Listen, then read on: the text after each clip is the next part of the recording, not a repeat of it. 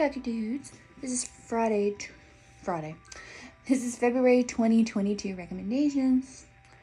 I enjoy doing these. I really do. Only because I like spreading my thoughts on things. And yeah, I don't know. And I like to recommend things. That's something I love to do, so here we are. Happy Black History Month and happy month of love. I don't think anyone actually calls it the month of love, but I do. For those lucky enough to have love. This month is really sucky for me. It always is. But, we're going on 25 years alone. Hey, that's gotta be a record or something. Not as much as a handshake romantically. Let's get into this. Yes, the yes section. That 90s show. Yes, this is nostalgic for me. And no, I wasn't comparing the two shows because I know they are very different. It's not that 70s show, but they were able to keep up the same vibes with Red and Kitty, which Red and Kitty are the best part of the show. I will not disagree. I hope they continue the series. Is it a little cliched? Yes, because they're trying to keep up the same vibes as they did back then, a little bit, but it's a nice thing. It's a nice thing. End of the Road. The movie's color palette is so pretty. I don't know how to describe it, but it's like really, really bright and like saturated. It's really pretty. And the story, I promise, is not what you were expecting, because the best thing about Netflix, which there's not very many good things about Netflix, but in this case, they don't ever really describe the movie to you at all. They give you the most basic, like, vibe in the bio, and I was very pleasantly surprised the whole time.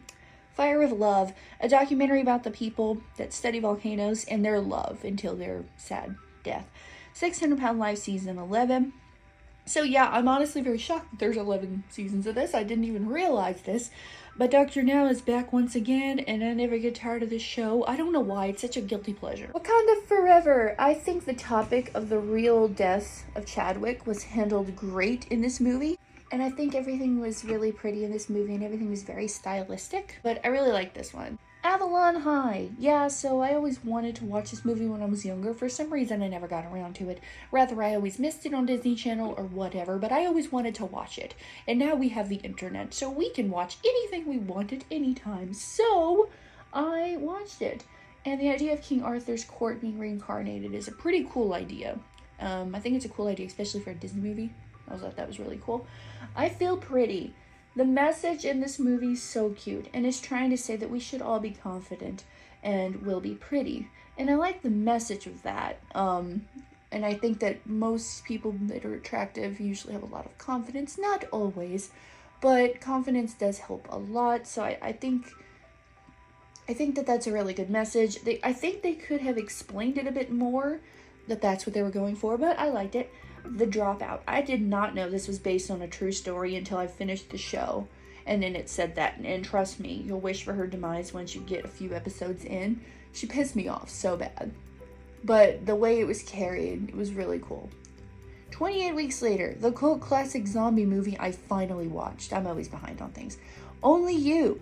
This movie's precious. A woman is out looking for her soulmate, and I don't know, this is just such a sweet movie. I love movies like this. My favorite genre, it's like a romantic comedy, and that's in anything. I find this so sweet. I'm jealous. Okay, Death and the Winemaker. Alter makes short horror films, and this time it was a beautiful animated story that I came across, and it was really pretty. It's kind of like a take on You Don't Want to Live Forever, We're Meant to Die. It was like a really beautiful told story. Lois and Clark, The New Adventures of Superman. Dude, this show is so precious. The extreme slow burn between Lois and Clark is so sexy. It's like my favorite thing. It's my favorite trope in romance. I love a slow burn. I love it. And for the show made in the 90s, the effects hold up actually very well, except for the flying effect. That will always look bad. It always has looked bad. It even looks bad in our newer movies. Like, I feel like the way Superman flies has always been really cheesily looking, but you can easily like not look at it. I first started this because Penny Parker from MacGyver is Lois in this movie, and she plays Lois. This is like my favorite version of Lois I've ever seen. I feel like it really fits the character. I feel like she's done the best version I've ever seen. Now, I'm not saying that Richard Dean did the best Superman I've ever seen, ever, but he is so fine. But only when he's in Clark form. When he's in Superman costume, it does nothing for me. But when he's shy and a little dorky and he has the glasses, he is so sexy. Like, but that's my type. The more feminine and sweet, yeah, that's my shit. The Final Rose. Basically, if The Bachelor turned into a horror movie, and I'm very impressed with Tubi's movie quality. In this movie, I was very surprised. And it was a Tubi original. And after they put, like, they have a commercial for the Super Bowl, I'm like, where is Tubi getting all this money, yo? Like, they used to just be, like, this free little app that had really bad movies you could just watch for fun. But now, I'm like, bro, y'all are getting it. So maybe Tubi will start having shows. They better not start charging us, because I like Tubi. I don't want that to happen. Beast. The story of a crazy rogue lion coming after a family. And the CGI in this movie was actually incredible. I don't say that very often because usually the CGI looks like crap in all movies now. Not all movies, but most of them it just looks terrible. New Marvel movies, it just looks bad, it looks cheap. But this one, I think they did a really good job with playing with shadows and sunsets, and it looked really good.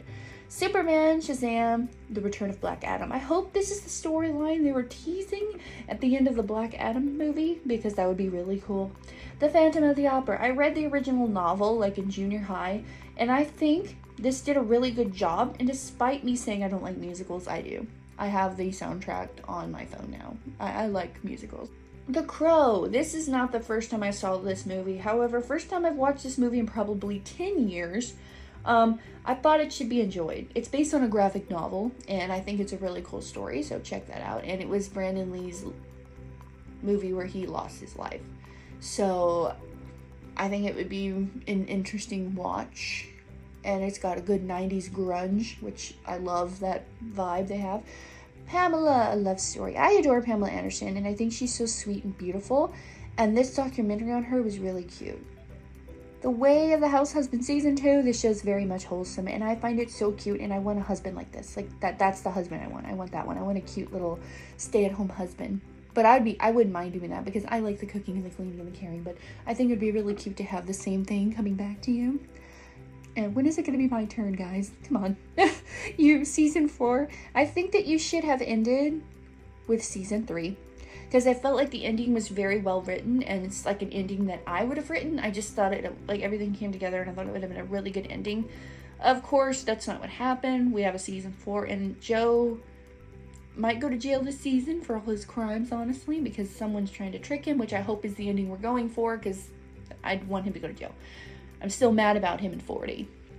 Record of Ragnarok Season 2. Season 2 of this anime of the gods deciding our fate.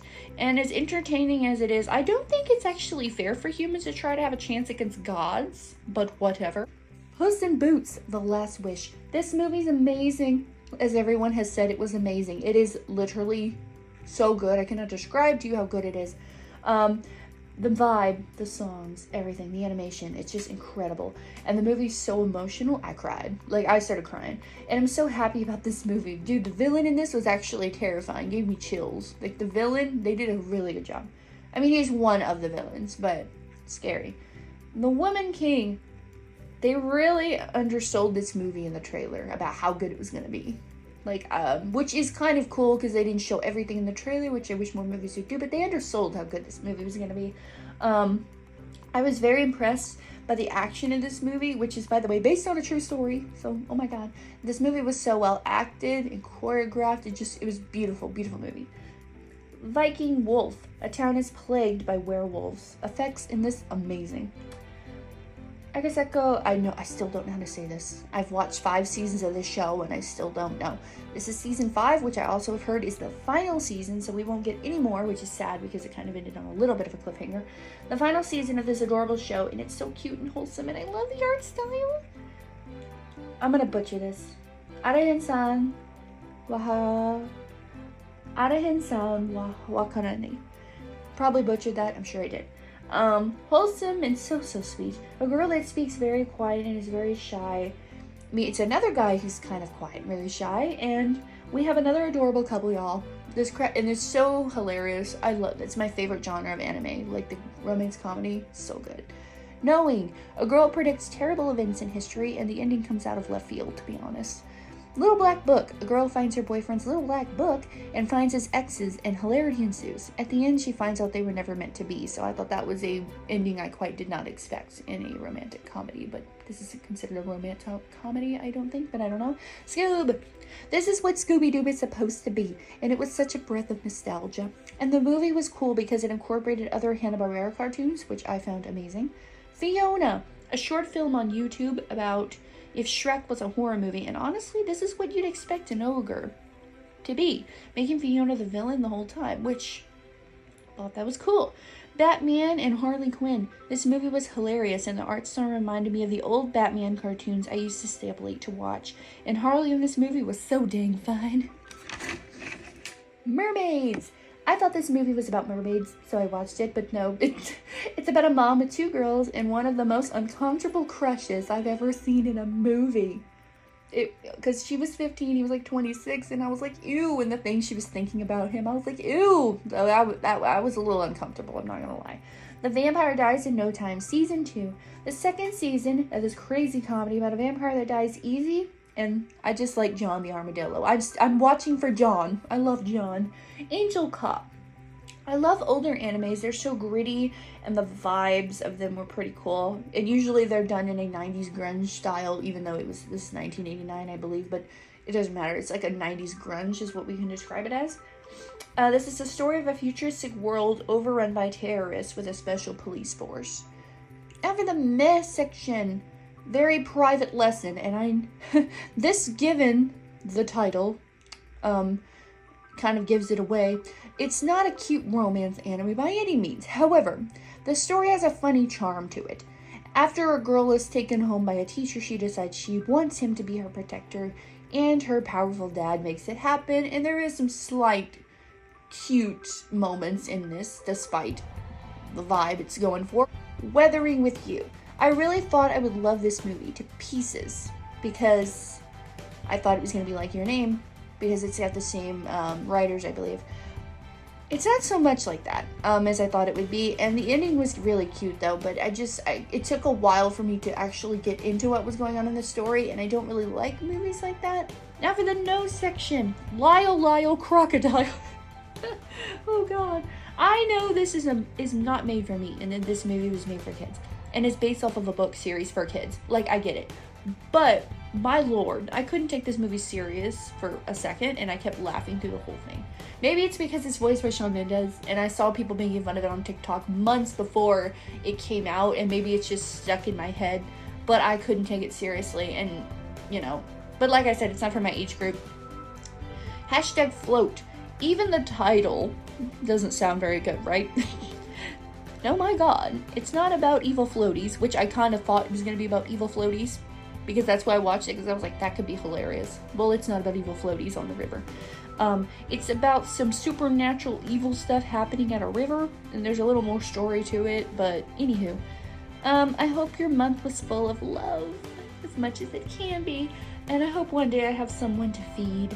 I kind of got that from my grandma. I like to feed people, it's like a love language.